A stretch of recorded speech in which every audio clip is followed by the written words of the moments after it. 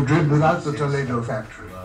A short while later, I heard, as did all the other Spaniards, that Toledo had fallen into the hands of General Franco. They chose, in a way, to leave this factory in Franco's hands rather than have it in a place where it could have been useful.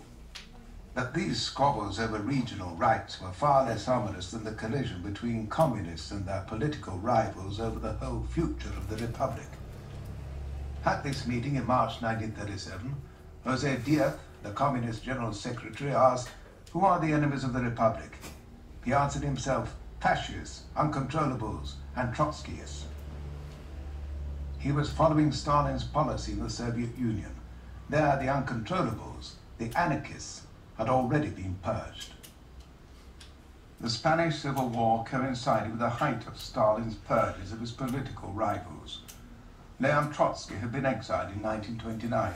Veterans like Zinoviev and Kamenev, also seen here in 1926 at a state funeral, were executed in 1936.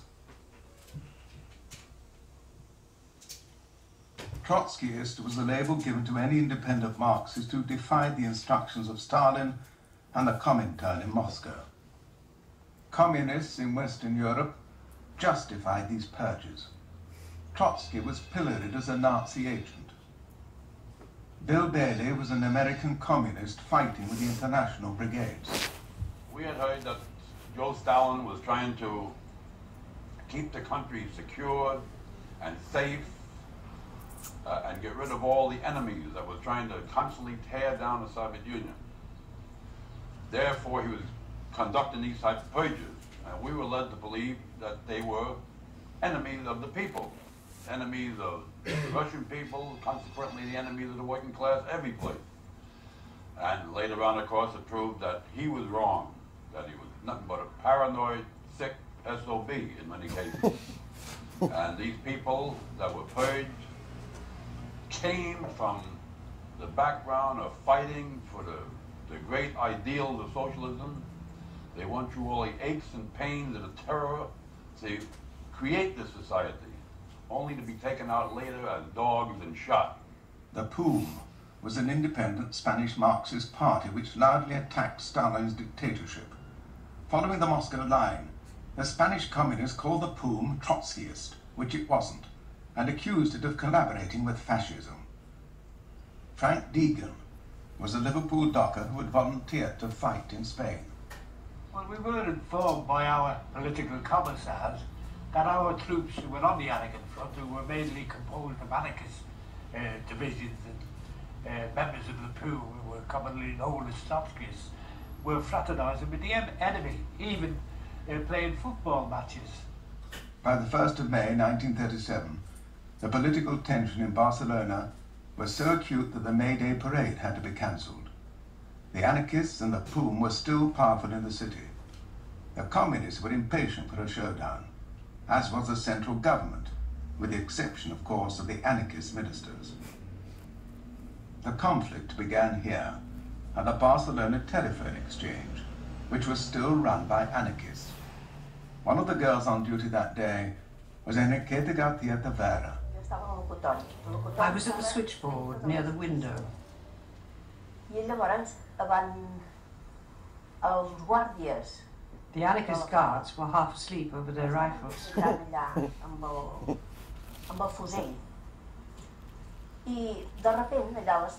At about 3 o'clock, I looked out and saw 3 lorry loads of assault guards pull up outside. They jumped out and raced into the building. They started going up the stairs. I think most of the anarchist guards were on the first floor. Then I heard shots, and I was even more frightened. The anarchists saw this as the all-out challenge they had been expecting. They raised barricades throughout the city. Shooting began in the streets. On the Aragon front, some anarchist units began to march back to Barcelona. The anarchist Juan Manuel Molina was Defense Under-Secretary in Catalonia. I phoned all the commanders of the divisions at the front and told them to stay put and secure their sectors, that everything was quiet. I told them everything was under control in Barcelona, and that we had more than enough men here. On the Barcelona streets, the anarchists could have used their superior strength before the government reinforcements arrived. The truth is that in Barcelona we control the situation. I hadn't intervened yet. All the military barracks were in my hands, except for the Karl Marx barracks, and we had it surrounded by the people, just waiting for my orders to attack. The anarchist ministers rushed to Barcelona. One of them, Federica Montseny, appealed to her followers over the radio. She argued that they could not afford a civil war behind the lines. I tried to make them understand that they couldn't go on fighting, that they had to lay down their weapons and end that fight, that the battlefronts would collapse and it would all end shamefully in front of the whole world.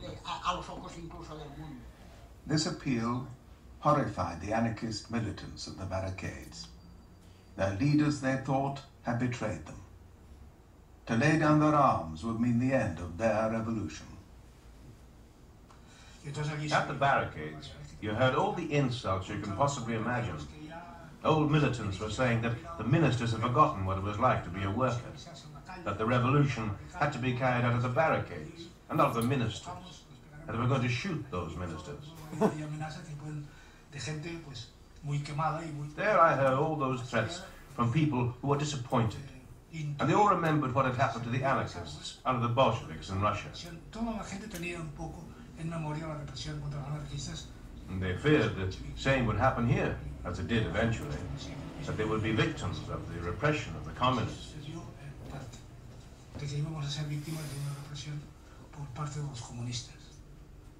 The Republic brought in troops to put down the insurrection. 5 days of fighting had left about 500 dead. The anarchist power and their revolutionary vision of the future now lay shattered. That's where we lost the war, the revolution, and all the hopes of the Spanish people had placed in the transformation. That's where it all ended, in the May events. The May events also overthrew Lago. Alright, so that's quite a pretty fair summary actually for a TV programme, but we'll just run through my very biased accounts of it now. Alright, so like the film said, on Monday, May the 3rd, 3 p.m, you have 3 truckloads of assault guards. Which is about 200 cops basically. They're heavily armed, led by the top police commissioner, Rodriguez Salas, who's a Stalinist. And they attempt to seize the telephone exchange for the reasons I said earlier on. It was very important. There was no way the Stalinists could take over as long as the anarchists controlled the telephone exchange. But the telephone exchange was very important to the anarchists because obviously when we seized it in July 19th, a lot of anarchists died at taking it over. So there was no way that we were going to give it to them, or at least no way the rank and file anarchists were going to give it to them. So like the film said, they stormed in. They managed to take it was like an 8-floor building. If you've ever been in Barcelona, it's in Catalunya Square. There's a big square at the top of the Ramblers. So anyway, they try and get they do the first floor. Like the anarchist guards are asleep, which is kind of typical. But anyway, on the second floor, there's a machine gun. So with some more, awake anarchist guards. So that's about as far as there's a stalemate goes on then. Anyway, the anarchist guards on the top fire out a few shots out the window just to let people know. And within a few hours, there's barricades erected. Obviously, armed groups, the Friends of Durruti around because obviously they know this is going to happen. They've been waiting for it. General strike's called, and the CNT and the FAI, the rank and file CNT and FAI, have basically got control of the working class districts. There's only a small, basically just like. You'd have the council house in a few bits in the centre would be run by, the Stalinists, but the working class districts are all controlled by the CNT rank and file. So basically you've got 2 sides. You've got the Stalinists and the counter-revolutionaries, the bourgeoisie on one side, and you've got the anarchists, the POUM, and the Friends of Durruti, trying to stir it up. Now the leadership of the CNT, the FAI and the POUM, that their only demand, this shows how out of touch they were, their only demand is that the cop who raided the place is sacked.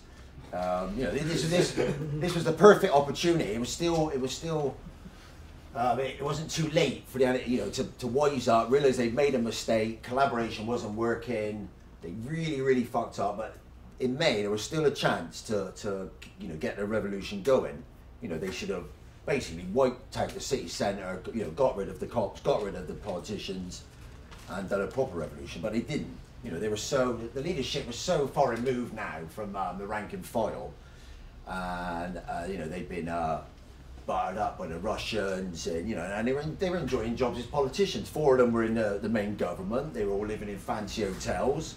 You know, they completely forgot what it was like to be. You know, like the film said, they completely forgot what it was like to be a worker. You know, they should have been shot really. But anyway, so the Friends of Durruti describe the leadership of CNT as traitors. The fighting, this is the Tuesday now, is going on. If you've ever read George Orwell's Homage to Catalonia, there's a really good description of it. The fighting continues. And when I say fighting, this isn't like petrol bombs and bricks. This is dynamite, machine guns, mortars, you know, heavy guns. And Lewis Companies, if you remember when I first started the speech, he was a politician who, you know, summoned the CNT, crept round and buttered them up and said, you know, we don't want a revolution, we'll do a bit of power sharing. He secretly rings Valencia up, which is where the government is, because they've obviously escaped from Madrid, because obviously that was a bit too dodgy for them. They're in Valencia. He rings them up and asks them to bomb with the airplane, you know, to bomb the CNT premises, the main headquarters, and the barracks. You know, and this is a man we're supposed to be doing a deal with. You know, so he should really have been just dragged out in his pants and socks and shot, like, you know, in the street like a dog, but they didn't anyway. So the CNT leadership by now are pleading with the anarchist rank and file and the POOM and the Friends of Durruti to stop, to lay down their arms, and the anarchist ministers, her Federica Montseny and the other ones, are shipped off to Barcelona to do a tour of the barricades and, you know, basically ask them to lay down their arms. The government sent destroyers to Barcelona with Marines on board, you know, in case you know, we won. And so I'll just quote this. This is quote from the FAO leader Santana, who was another scumbag. He said, "Had the CNT FAO been interested in taking power, no doubt we could have done so easily. But this did not interest us. It was an act of folly, contrary to our principles of unity and democracy." So this bloke is completely divorced from reality. He's still chatting about unity and democracy when his members are being shot on the street by Stalinists.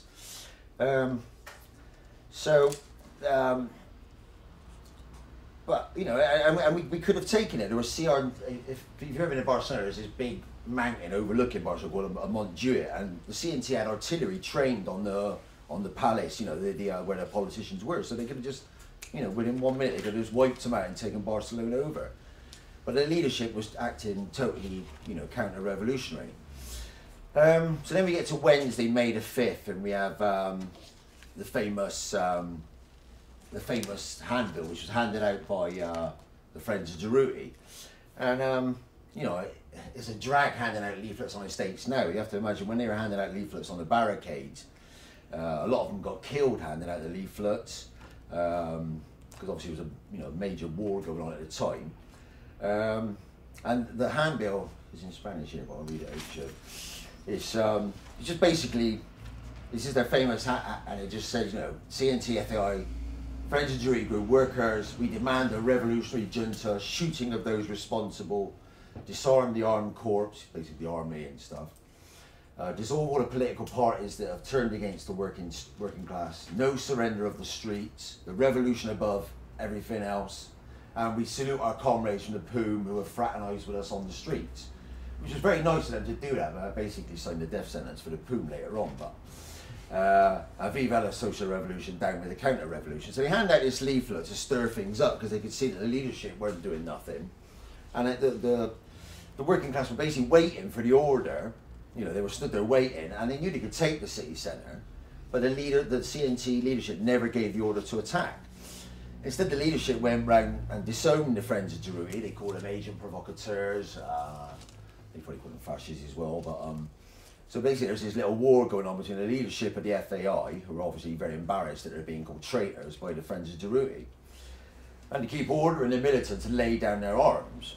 There's a funny quote from the leader of the CNT who says, this is what he's begging the workers to leave the streets. "This situation must end. If you decide when you discuss our conduct at our next assembly that we deserve to be shot, then you may shoot us. But now you must obey our slogans." So he obviously knew he was being a scumbag when he said that. Okay, so the workers are completely stunned because, you know, these leaders are the same ones who managed to create a revolution in July 19th, and now they're telling them to lay down their arms. And like the film said, they knew that if they laid down their arms, exactly what happened to them in Russia would happen to them in Barcelona. That their arms were the only guarantee that they would have any sort of power. And obviously the Stalinists are carrying on killing, and there was a famous anarchist called Camillo Bernaro who was like basically an old-age pensioner, but he was very anti-collaborationist. He was Italian, fought against Mussolini, and the Stalinists arrested him, tortured him, shot him, and they found his body dumped near the Generalidad the next day. One interesting thing is, and the film sort of touched on it there, was the Friends of Durruti got in touch with their people on the front lines and said, you know, you need to come back. And that they were in the process of coming back to sort Barcelona out, which would be fantastic.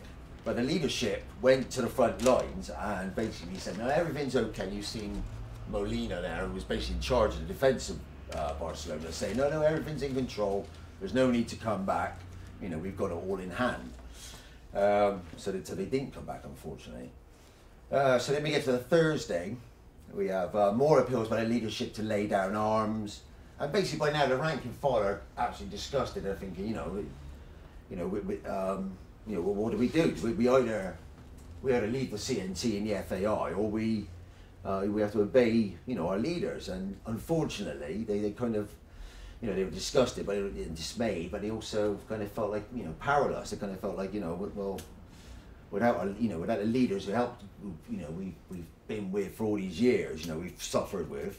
And they're telling us to drop our arms, and unfortunately the Friends of Durruti, although they were fantastic, really they should have seized that opportunity and really tried to take over, but one fault of the Friends of Durruti was they were still a bit too loyal to the CNT. And there's a famous quote from an anarchist called Jose Perez, who was very anti-collaborationist, but one of his quotes was, he said, well, the CNT would be my tomb, as it was my womb, which basically meant, even though they're making terrible mistakes, I'd rather die than disagree with the CNT.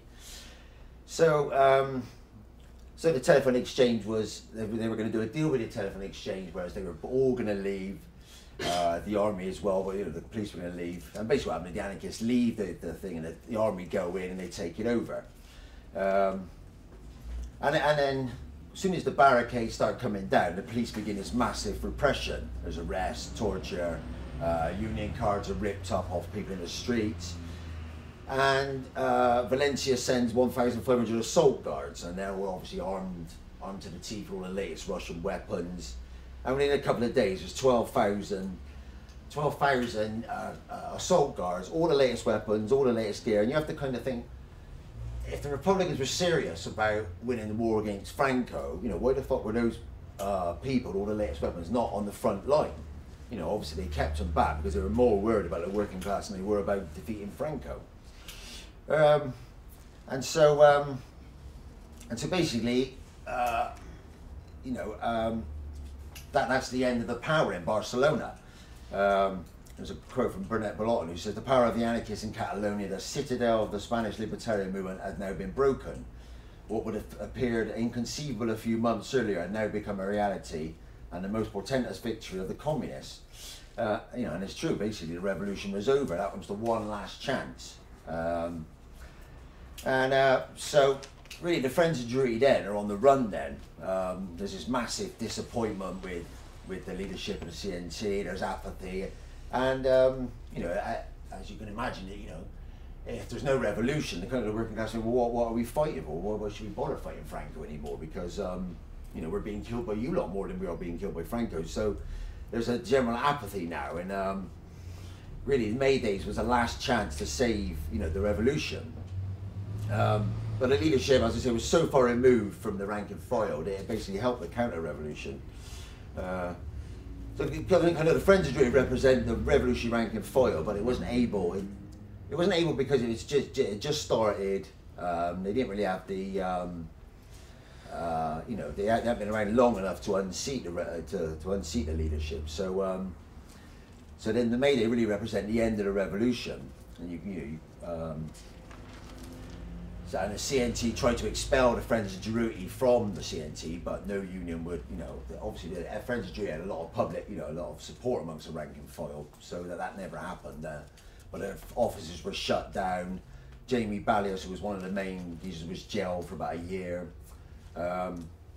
And then they produced, obviously they realised the revolution's over, they produced this pamphlet called Towards a Fresh Revolution, which I recommend anybody interested read, because it's basically saying what should have happened in July, chatting about the mistakes, that we should have seized power, in July.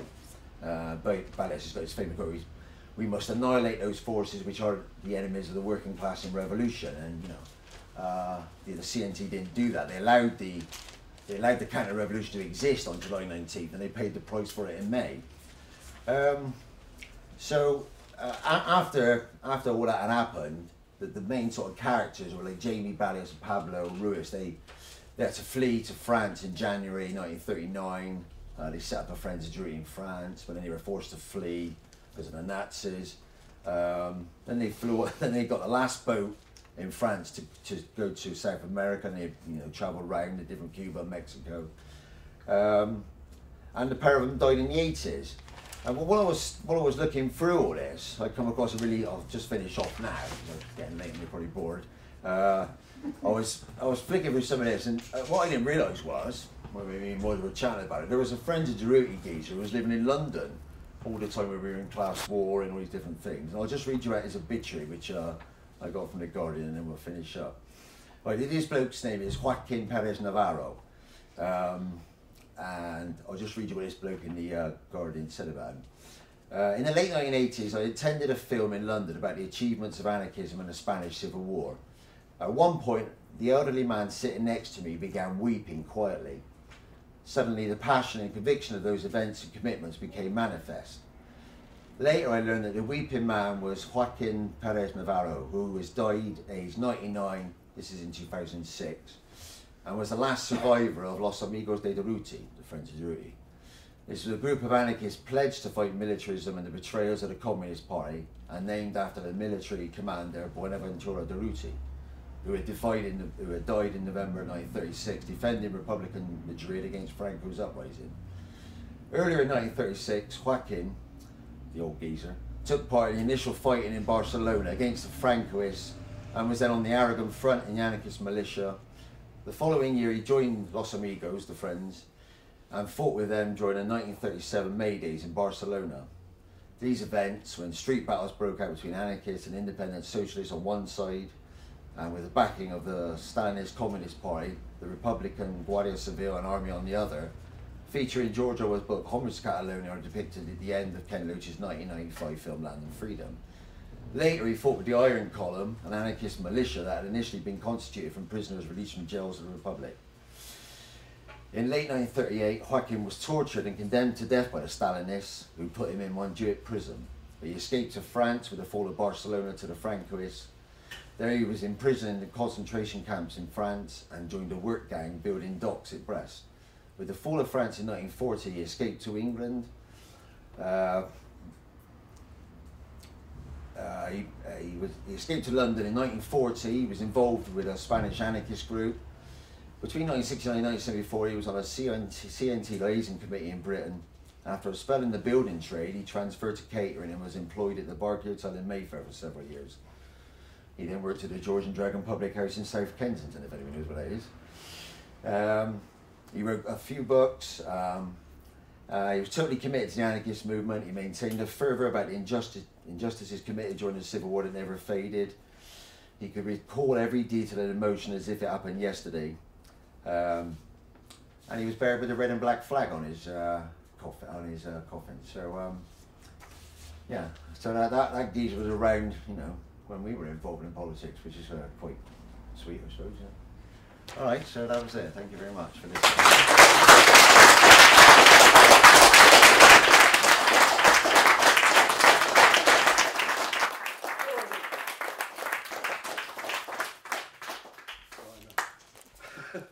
Any questions? Yes. Just a point really. With Stanley Baldwin kind of having this kind of particular blockade which was never, because he's very right-wing, Prime Minister of Britain, that only affected the left, because before they were getting their arms from the Emperor, and it was that blockade which forced them, the only way they could get their arms was then from Stalin. Mm. So it's a British blockade of... Yes, well, British initiated. It was, yeah. I mean, yeah, England and France portrayed themselves as neutral. Yeah. Basically, the effects of their non-intervention power was that Germany and Italy carried on arming Franco. Yeah, the non-interventionist committee. Yeah. So the private company. So we had to rely on Russia, or I say we, the left had to rely on Russia, and obviously all the Russian arms went to the communists, I shouldn't say communists because we're good communists, the Stalinists, and we got none.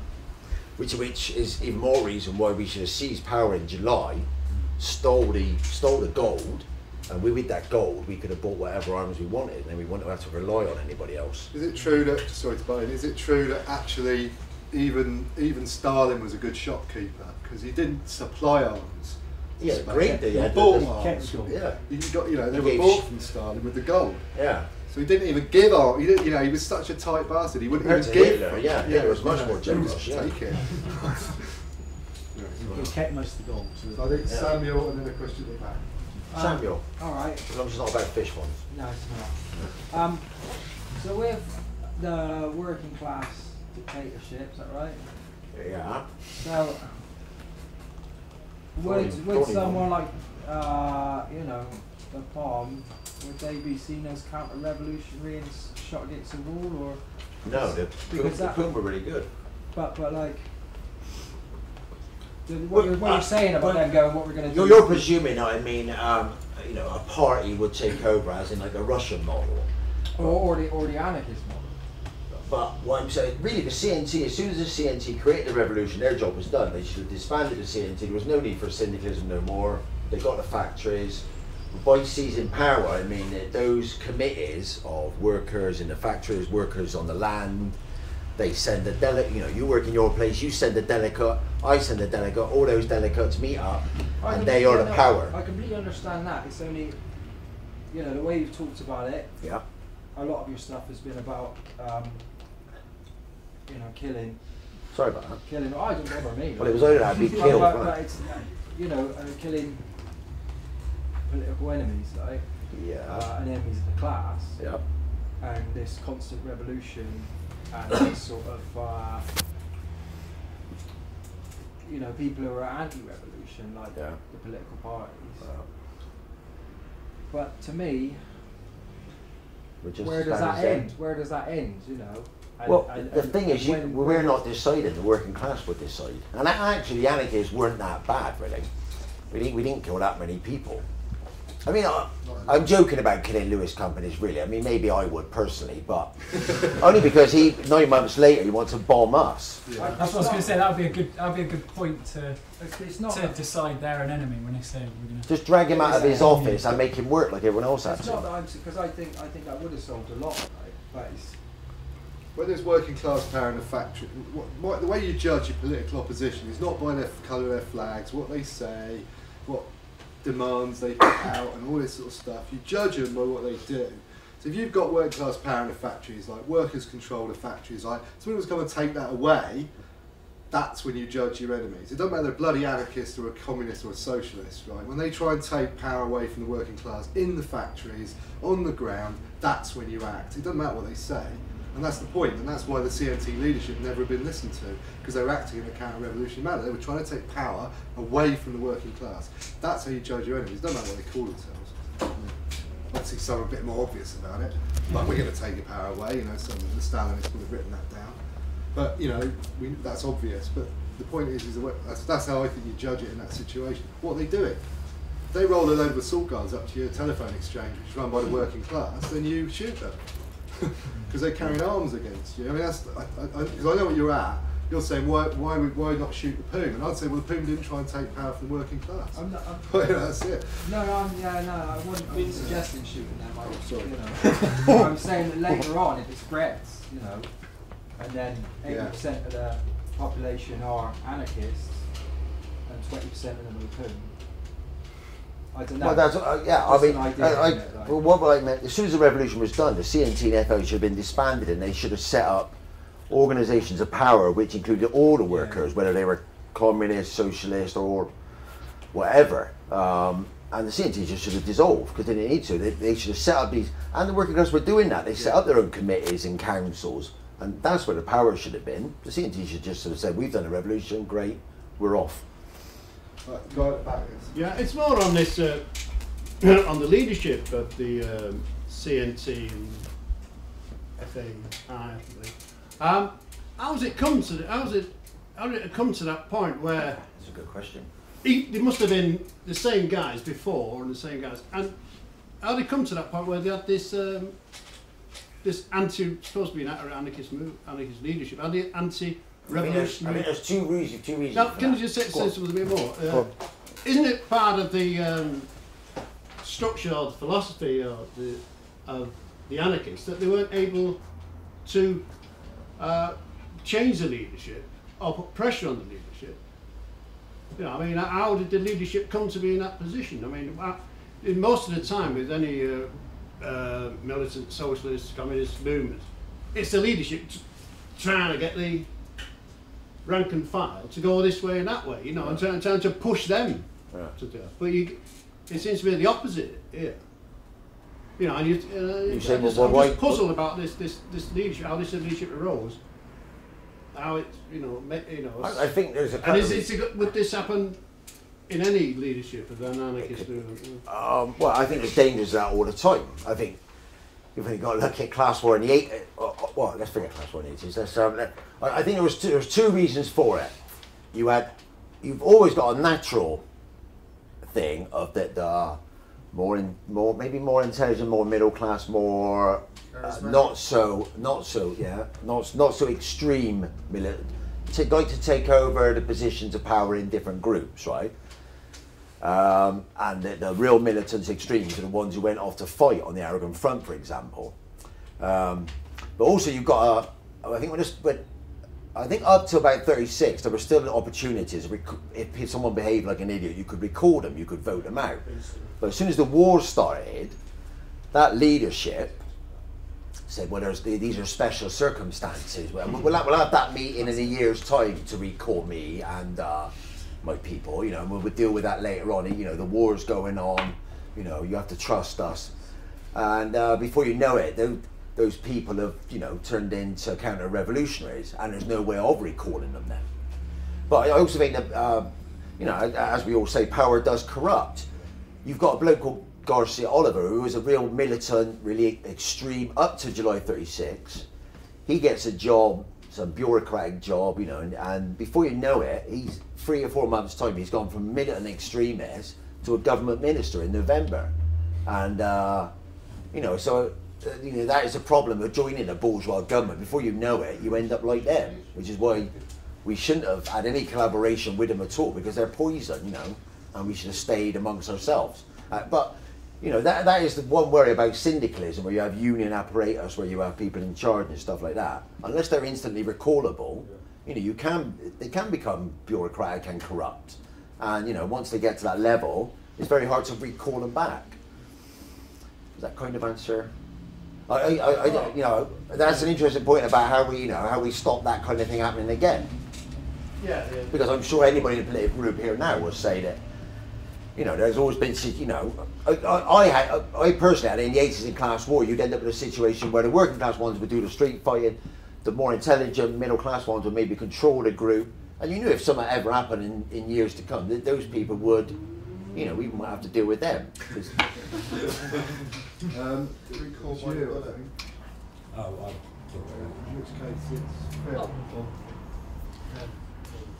Yeah, I think it's really easy looking back on these events to say, what if this leader hadn't done that? What if Durruti hadn't died? But I mean, even when the Friends of Durruti were looking back on it a year later, it's already too late to go back to those events which had passed. Yeah. So you've more got to ask yourself, why did such a, on the face of it, strong movement fail, and fail in so many instances? Because it's not just one isolated thing that made it all go wrong. And the Civil War wasn't the first insurrection in Spain. This had been going on for 40 years. Yeah. There'd been massive insurrections in different parts of the country. So although we look on it as so courageous and it accomplished so much, we've got to recognise that it failed consistently. And we have to try and search for reasons deeper than, oh, they made the wrong decision here or here. I think you mentioned earlier there are some big themes in it, like the failure to give Morocco freedom and the sort of pandering to foreign governments rather than more of a confident attitude to the revolution. I mean, yeah, you're right. It's easy for me to be smug here and say they should have done this, they should have done that. But I think that the basic point is, if you're a revolutionary group, like the CNT were, like the FAI were, you have a moral obligation when an opportunity presents itself to seize it, and they didn't, and they bottled it, and you know, and there's nothing wrong. You know, I love the CNT and I love the FAI and they're great. You know, and there's nothing wrong with us criticising them now. You know, so we don't make the same mistakes twice. But yeah, it's very easy for me to be smug here and say I should have done this and I should have done that because you know I live in a nice, safe Bristol. But the bottom line is, if you're a revolutionary and you have an opportunity to take power, you know, to take power for the working class, to do what you said you were going to do for ages, and it comes, you know, and they had a fantastic opportunity, really. It wasn't like us with 20 people in a room saying we're going to seize Bristol. They had 80% of the population on their side in Catalonia, but they bottled it, and they should have taken it. Yeah, I'm just going to butt in before we come to the back and forth. And I'll say, yeah, there's a couple of things brought up and they're really important. The first thing is to say, like, you know, there was a point made in the film where they say, well, it's ironic, the whole thing's like weird, because they go, you know, you've got these like CNT ideologues going, oh, you know, well, we could have seized power, but we didn't. You know, we could have done, but we don't do that, it's against our principles or something. Right? So that's just naive. Right? And at the same time, they end up collaborating with the government and actually being anarchist ministers. So in fact, they were actually trying to enter power, right? But they were trying to do it through the bourgeois path, which was to participate in, like, you know, bourgeois parties, collaborate with them, and in the government. So that's a fundamental mistake. It's not complicated to work out. If you're, you know, it's not about, oh, we don't want to take power, but we're actually going to collaborate with this power, this bourgeois power, effectively. So that's a massive mistake. And I also think, Phil, you've got to separate between what are like insurrections, like in Asturias and in the 30s. You know, there were insurrections. There were, you know, those things went on. And as a model, small groups of anarchists running around trying to, you know, get the working class to rise by insurrection is one model. That's Malatesta or something. But in Spain, a lot of these insurrections, certainly earlier on, were a bit like that, but later on they got more and more popular. They were getting bigger. I mean, the Asturias one is a major deal, for example. Yeah. So you can't just say, oh well, the model itself doesn't work. Of course, the model doesn't work if there's 20 of you in a room running around, going, let's run around and stand in the town square and everyone's going to join us. The point was the model worked in a particular situation, a mass organised working class in Catalonia. You know, and see, you know, that's different. That's a proletarian revolutionary situation. It's not a bunch of anarchists going, let's have an insurrection. So we've got to divide those two things. And lastly, I think the key mistake, and I already said it, if those bloody socialists and those communists and those so-called bloody revolutionaries, right, had given arms in the first 3 days, right, then it would have been a totally different situation, because they would have taken the whole country, right? They could have easily taken the whole country. Granada, Zaragoza, these places that never would have been taken by the fascists. They were only taken because these so-called revolutionaries, I don't even use the word revolutionary for them, were not able to arm the people, arm the working class. And what's the problem with that? You know, I mean, I don't think, you know, has Marx got a problem with arming the working class? I don't think so. So what was their problem? Because that's actually where the war was lost, I think. It was lost in the first 3 days. Now, what would have happened after that would have been interesting, because the mistakes would still have been made, I think. like that Lee's talking about. You know, the mistake of, you know, not actually carrying through the revolution, not actually smashing bourgeois political power, you know, putting power into the hands of the working class and having a dictatorship of the proletariat. That's what should have happened. So they probably still would have been defeated because they were naive. Right? But there are key issues, and I don't think it's like, oh, the model doesn't work. It's just that really key mistakes were made, and okay, shut up. Paul, and then Alan. Yeah, just I think it's a very complicated situation they were in, and I think it might have failed whatever would have happened. I mean, because, you know, but you've got to look at what's happening today and put it, you know, and learn from the mistakes and see what's happened in Syria and so-called left in this country, you know, supporting like the Muslim Brotherhood attempts to bring down the government, and you know, with the backing of with British imperialism, American imperialism, French imperialism. What I'm trying to say is, you know, there's a lot going on in Syria. It's very complicated. Who do you support? You know what I mean? But the thing in the end, you've got to get your gut feeling. Anybody, you know, who get the backing of American imperialism and the Qataris and the Saudi Arabians, you've got to be against, haven't you? And you've got to be. But I know, but then you've got to look at the situation. What's happening in Syria? I mean, they're actually stopping democracy happening, or, you know, freedom happening in Syria, because what they're going to do is they're going to cause chaos in there, and the Brotherhood's going to take over. Instead, no, people aren't. They were getting reforms in Syria. We get the people that some left-wing groups in this country, you know, calling for corridors, and really it means that the NATO going in there and bombing the fuck out of the place. Not me. I know, and they're supposed to be kind of, you know, revolutionaries, but it's very complicated. All I'm saying is things are complicated. Just think things through, and I think, no, the Spanish situation, I don't know. No, I don't like believing that people are Stalinist, and, you know, people call me a Stalinist, but I'm not a Stalinist, know what I mean? But I think you're a Stalinist. I call you a good communist. Yeah. But, you know, I don't like labelling and things, because I mean, because you get this part of this bourgeoisie, part of the media nowadays, they label things, you know, Stalin this. And Stalin, no, he's done a lot of bad things, but he's done some good things as well. I mean, it's just, it ain't that simple. History ain't that simple, but we've got to learn by our mistakes. And like today, you know, we've got a march in Bristol, and it was pathetic, really, in some respects. There's no organisation. That's what we need. We would actually need to build a party of the working class. I don't know what it takes, but the trouble with the left now, there's like, you get certain ones.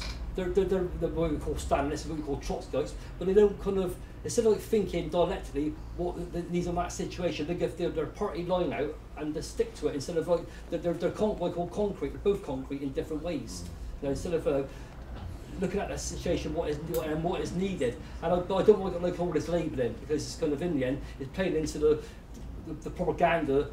It's like the dumbing down of the system. They don't want the working class to think for themselves. It's like, you know, the fucking Big Brother we got on television, and fucking the X Factor and all that crap. That television box just brainwashes people. The news brainwashes people what to think. Gaddafi's a monster. Gaddafi wasn't a monster. You ask for all the Africans in Africa, all the people, you know, he bought off the breadline out of Africa. You know, he was going to have a gold guinea for Africa, so they could borrow money from Libya without no interest instead of the IMF. That's what he fucked him over. Not because of oil, but because he was going to start lending money to Africa. And that's a lot of the left in this country. I've been to sort of war meetings, and people from SWB calling for, you know, it's like watching Sky News ranting about Gaddafi. I thought, fuck me, you know, been watching that all day on Sky News, and the SWB comes out with the same stuff, you know what I mean? I think the biggest problem the left has got, like, historically, is that they can't work out who the bloody enemy is. They spend all their time arguing about different bourgeois powers in wars, right, and seeing which one is better than the other. And that's why most wars, we used to joke about it, so most wars out in the world, most bourgeois wars in the world, you'll find a Trotskyite party will be supporting one side or the other. You can actually find Trotskyite parties will support one side, and then other Trotskyite parties support the other. It's like trying to, all this kind of Leninist sort of ideas about, you know, we got this imperialism now, we got to find out. I'm not putting down that you should know about all this stuff. You've got to look for where those working class uprisings, anti-capitalist uprisings, where the working class are trying to take power, not run around trying to fight, you know, which bourgeois side is worse than the other. Well, which is why you end up supporting Saddam Hussein, right, against the United States, and it's like, well, hang on a minute, they're both yeah, and Saddam, and what are you going to tell your Communist Party members in Iraq, you know? Oh, join Saddam's army and fight. You know, you tell all your communists in Iraq to go and join Saddam's army to fight against US imperialism. I mean, this is the problem. What the left have got to do is start working out what is actually genuine working class struggle against capitalism and for workers' power. That's what you've got to work out. And if it ain't there, well, Marx would say it ain't there, right? And so that, you know, that's the real deal. That's where it's at, mate, as far as I'm concerned. You know. Anyway, sorry, it was Alan again. Okay, well, I don't think it's so much they bottled. It's a Who problem. bottled? Sorry. Friends of Durruti. People just generally. Bad choice. Sorry. Yeah. Sorry. It's not so much bottled. Is that a sociopath or a group of sociopaths, people in the community, will do it without thinking, right, to eliminate another group. Whereas somebody with a group with a bit more some morality or thinking, oh well, we can make arrangements with people. We don't want to wipe them out. We want to come to arrangements. But as soon as you've done that, you're done. It's hard to say kill someone. Yeah, it's a moral problem. A sociopath will always have the kind of, what's the word? Bite. If they're first boot in, if you know what I mean. So it's a problem. You associate apparently. There's one behind you. I mean, when you the bit where you said repeatedly, you know, like they've got the land, they've got the factories, but they won't take the power. Yeah. And why not? And you're saying, yeah, well, they were prepared to take the power, but they're going to take bourgeois power through those routes, not the working class. And then you mentioned dictatorship of the proletariat. I just keep thinking, well, I'm not quite, you know, I don't know a lot about the anarchist history in Spain, and I would say myself I'm more of a communist like Paul.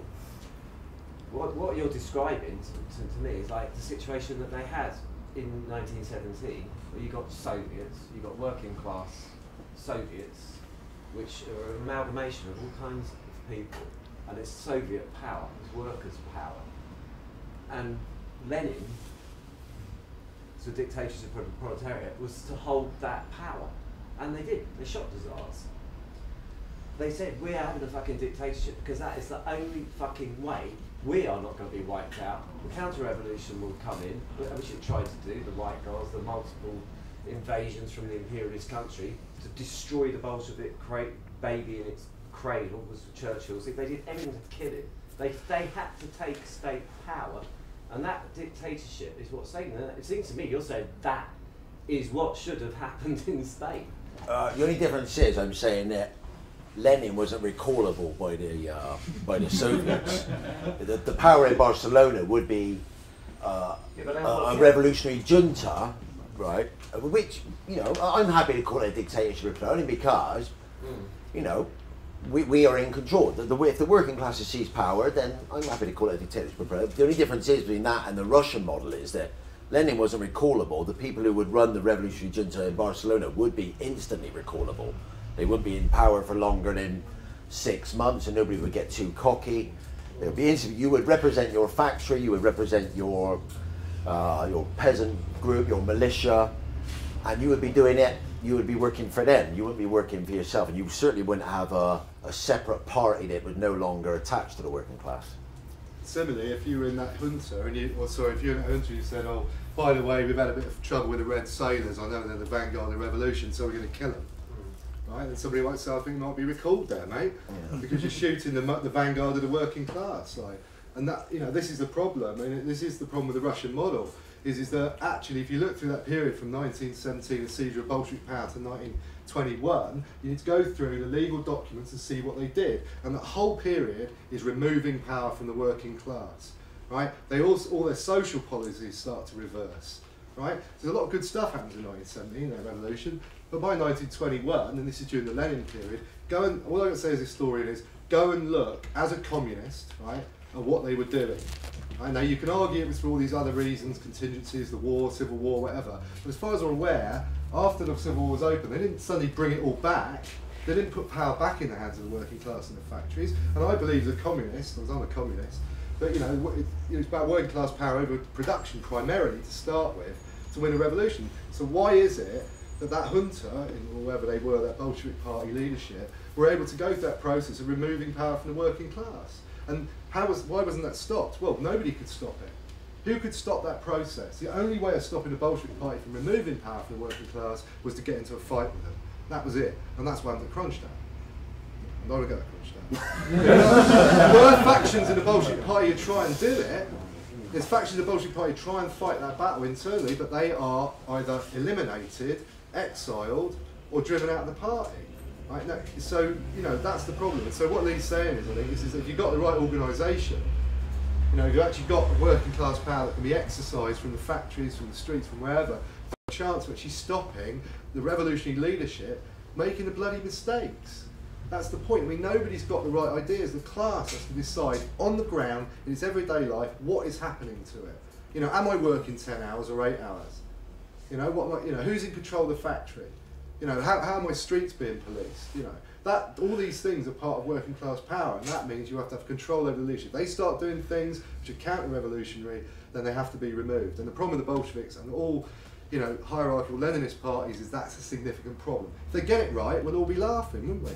I mean, we'll all be like, oh, you know, they got it right. You know, we live in a socialist paradise. But unfortunately, it didn't happen. So something went seriously wrong in Russia. You know, we know that now. Sorry, and I should let Samuel speak. Shut up. Alright, that's like fucking commies, right? Portugal, what was their position within the revolution and the civil war? I think they had a fascist fucking... Because I don't know a lot about it, you see. But that was another point, as well as Morocco, that the CNT and should have organised for resistance, because the FAI basically means Iberian Anarchist Federations, which means Spanish, Spain and Portugal. So they had contacts in Portugal. They should have organised, because a lot of the arms went through Portugal into Spain that way. So they should have fermented rebellion in Morocco, definitely, because that's where Franco's troops come over. They should have fucked that up, and they should have really gone into Portugal as well to stir things up there. But the leadership were, they really didn't want to go for broke. It was almost like they wanted, you're having a revolution, but let's keep it quiet. Didn't want to bring the England and France, you know, as if England and France were ever going to help them. They were never going to help them, you know. I mean, as anarchists or revolutionaries, we have to, you know, if anything ever happened here, America's not going to help us, nobody's going to help us. So you might as well come out front with it and say, yeah, fuck America, fuck this, fuck that, whatever. You might as well do that, because they're definitely going to wipe you out, because they're not going to let you get away with it. So they should have just gone for broke. They should have said, yeah, we're anarchists, yeah, we're having a revolution. And also, you'd be surprised that working class people around the world might have thought like they did with the Russian model. That might have given people hope, you know, around the world. Far from making people scared, you know, people in fucking Scotland or wherever would have gone, yeah, fucking brilliant. There's a proper workers' republic or a working class power in Spain, you know. But they didn't. They kept it quiet, thinking that England and France might somehow, you know, come to their aid in some way. Well, Liam Blanc did, before he was removed. If it happened in Bristol, right, tomorrow, I'd also be deeply suspicious of any bourgeois power that tried to give us arms, right? So if you know, Iran suddenly phoned up and said, you know, would you want some missiles or something, or some guns, you know, you've got to reject bourgeois powers who are offering you support as well. And the reason is you may know that, you know, for example, the United States supported Ho Chi Minh in Vietnam, right? Supported Mao in China. The Japanese supported like communists all over. So each bourgeois power supported the communists and revolutionaries in different countries for their own gain. But they're not going to allow them to have a revolution. They're just using it to destabilise another country. So you've got to be careful. You know, most bourgeois powers wouldn't help you. Yeah. Some of them might turn up and say, "Oh, you know, well, Iran, oh, this will cause trouble for Britain." And then once we've caused the trouble, we'll come in and shoot you all. You know, so the point is, either way, you don't deal with bourgeois powers. You know, their game's different. That's all. Sorry, go on. Just going back to the Soviet Union answer. I mean, what happened in the Soviet Union was a result of the cultural level of the country, the history of the country, not going back 19th century, but for 1,000 years of, you know, how that country, Russia mainly, and Ukraine, developed, you know, invasions and, excuse me, brutal czars and this, that and the other, a terrible brutal history they had, and the cultural backwardness in Russia. I mean, you know, the change of the proletariat in Russia was just a slogan, really. I mean, the size of the proletariat, the industrial workers, was minuscule, really, minuscule. I mean, the Communist Party represented their interests, but it was minuscule. It was predominantly a peasant society, and they weren't. The peasants are not socialists. They're not collectivists. They're not collectivists. They're not collectivists. The peasants are not collectivists. They're for their own interests, their own individual interests, and that's no individualising peasant. Well, that's what they are. What stops peasants from being socialists? Well, it's because they're not socialists. Their history and their culture, and it's with the land, tied to the land, and tied to their own needs. That's why collectivism doesn't arise naturally in peasant societies, does it? It doesn't arise naturally. It can argue. It doesn't. I mean, they are their own little part. Even this country, which is the most advanced, the peasantry or the yeomanry just had their own little pots and looked after themselves and just cooperate when it suited them. But they were all out for their own benefit. Could you just say so? And regards, I agree with you about the mistakes of Stalin and all this sort of thing. It all could have been handled differently. But then you've got to realise the context all this was in. In 1936, Hitler had been in power for about 3 or 4 years. It was obvious to anybody, because he had it in Mein Kampf, that they were going to invade and take over the Soviet Union and the whole of the Islamic countries. So it's obvious that the paranoia in Russia, and because they weren't very powerful, they didn't have the latest technologies. They were surrounded by imperialism.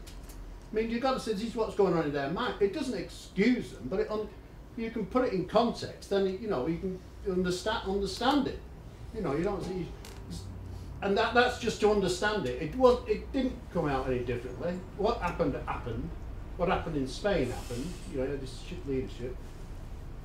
But also another thing is, the conditions in Spain were peculiar to Spain. You didn't have this massive anarchist movement anywhere else in Europe. It is just strange. And I'm just interested in how you feel things would have developed if Barcelona and Catalonia had been taken by the anarchists and developed, and how whether it had been an inspiration for the rest of Spain. And it would have been successful in most of Spain, and how it would cope internationally, because all these civil wars are all going on in the world. They're not going on in their own little city or their own region or even in their own country. This whole world outside there, hostile, friendly, whatever. And how would Catalonia, say, have coped with trying to survive? That's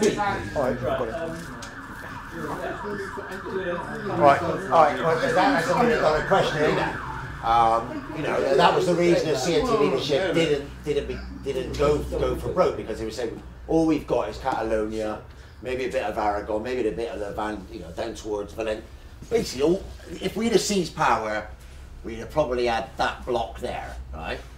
Now, by seizing power and spreading a revolution, or it may have set the rest of Spain off, because a lot of people who fought for Franco were peasants who didn't want to fight for the Republic. But if there had been a situation where we would have seized power, we'd have said, if you're a peasant, you can have the land, you can do what you want with it, you'll run that land, and it could have destabilised Franco's section as well. But the trouble was, by us supporting the Republic, a lot of the Franco's working class soldiers who fought for him, they had no vested interest in the Republic. The Republic didn't give a fuck about them, so why should they give a fuck about the Republic? They stayed with the winning side. If we would have taken it over, there is a chance that the Spain could have gone the whole way. If it didn't, then whether we could have held on to Catalonia and Aragon and Levante, who knows? At least we'd have gone down in history, with a bit more you know, we'd have gone down in a better way than what it was, which was like a disgraceful compromise, and I don't think the CNT will ever recover, and, you know, a shameful period, really.